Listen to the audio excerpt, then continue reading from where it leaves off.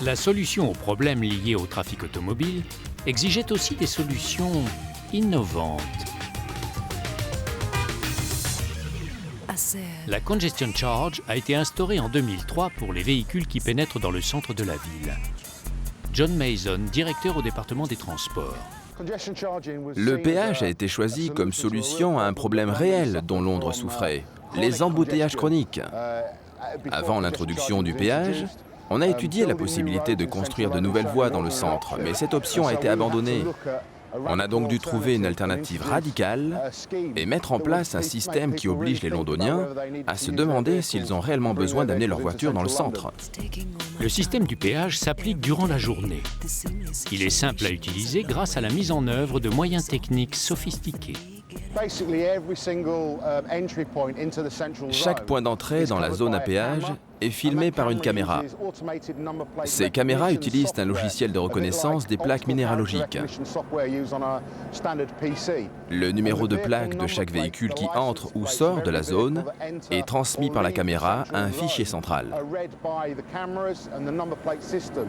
Le système est si efficace que d'autres villes s'en sont inspirées. Les caméras font maintenant partie du mobilier urbain. Évidemment, avec un système aussi important, qui implique l'installation d'un grand nombre de caméras, on a dû innover dans la façon de poser les caméras pour ne pas défigurer l'apparence des rues. Donc, la plupart du temps, les gens ne savent pas où sont les caméras. Caméra ou réverbère? On ne sait plus. Avez-vous déjà remarqué toutes ces caméras autour de vous? Non, je les avais jamais vues avant. Oh oui, Oui, plutôt oui. oui, je savais pour les caméras. Non, je ne les avais pas remarquées. Non, non, je n'avais pas remarqué. Non, je les avais jamais vues avant et je viens là tous les jours. Oui, les caméras sont plutôt discrètes. Mais est-ce que cela vous dérange d'être filmé? Pas vraiment en fait. Pas spécialement. Vraiment non. Je me sens plus en sécurité en fait. Ça a l'air un peu excessif, mais je pense qu'il y a beaucoup de délinquance autour de la station de métro. Donc ça peut être utile pour cette raison. Je ne sais pas, elles sont là depuis un moment, donc ça ne me dérange pas. Franchement, ça me dérange, parce que je voudrais savoir où sont les caméras.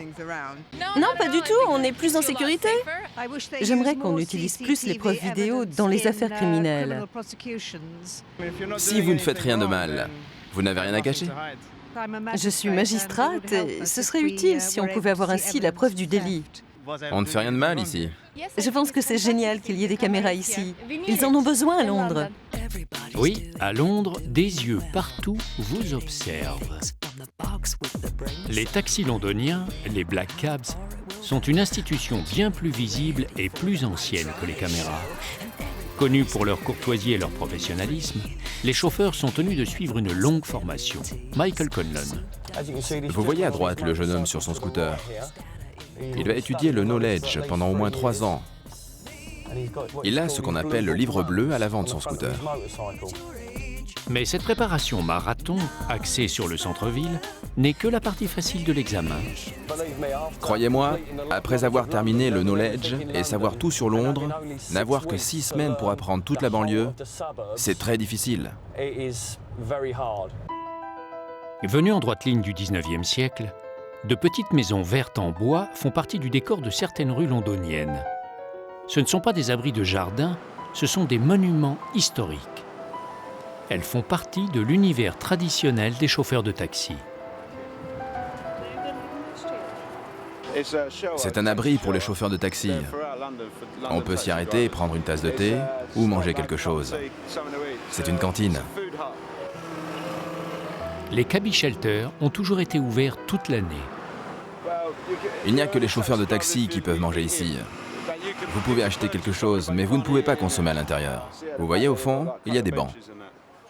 Le règlement intérieur interdit strictement le jeu, l'alcool et les gros mots. C'est pour les chauffeurs de taxi. Ils peuvent prendre un rafraîchissement, grignoter quelque chose et se reposer un peu. 13 cabby shelters sur 62 à l'origine sont toujours en activité. Les abris pour taxi ont été créés en 1875 par Lord Shaftesbury. Il a eu cette initiative parce qu'un jour, il a envoyé un de ses domestiques chercher un taxi et en fait, il est mort en attendant le taxi. À l'époque, il n'était pas toujours facile de trouver un taxi. Donc, ils ont installé des abris où les gens pouvaient aller attendre un taxi. Et comme à cette époque, la plupart des chauffeurs étaient sous, ils ont pris l'habitude de venir ici manger quelque chose pour rester sobres. Comme son nom l'indique, le Black Cab, normalement, est noir. Mais il arrive désormais que le taxi londonien prenne les couleurs de la fantaisie.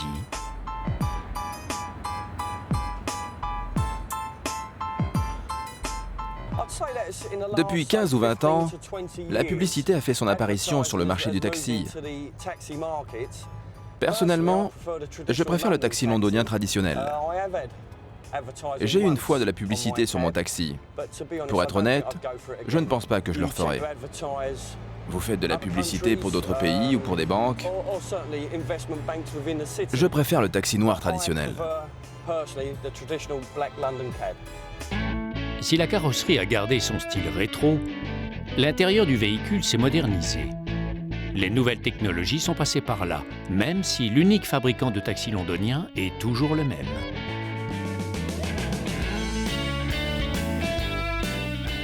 Les taxis londoniens sont vraiment une institution. À droite, vous voyez Buckingham Palace. Et croyez-le ou pas, même le prince Philippe a son propre taxi londonien. Autre moyen de transport, autre icône pour la ville, le bus rouge à étages. Mais le moyen de transport en commun le plus utilisé à Londres reste le métro.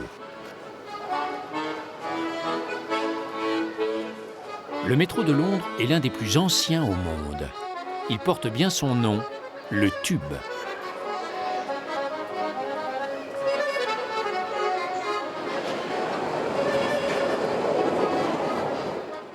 Il est emprunté chaque jour par plus de 3 millions de passagers. Le réseau souterrain est vieux, mais sa modernisation a été lancée dans la perspective des Jeux Olympiques de 2012. Certaines stations ont même bénéficié du savoir-faire des maîtres de l'architecture contemporaine britannique.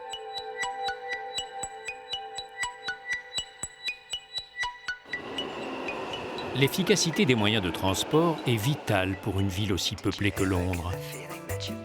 Mais l'efficacité n'empêche ni la convivialité, ni le respect des chefs-d'œuvre du passé. La gare de Saint-Pancrace est une remarquable réalisation de l'ère victorienne. Sa rénovation pour accueillir les trains à grande vitesse en provenance du continent sont un autre signe du respect que Londres voue à son passé.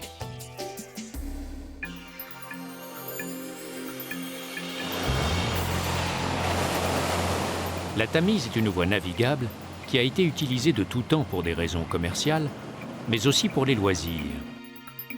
Aujourd'hui, les river taxis permettent de traverser la ville d'est en ouest.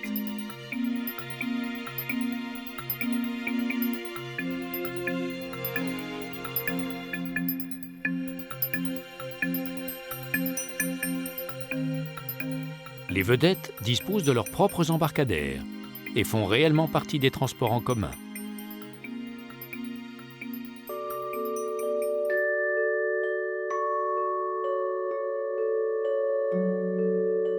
La nuit tombe sur Londres.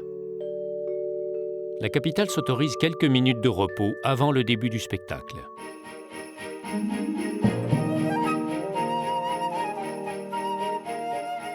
Attention, changement de rythme.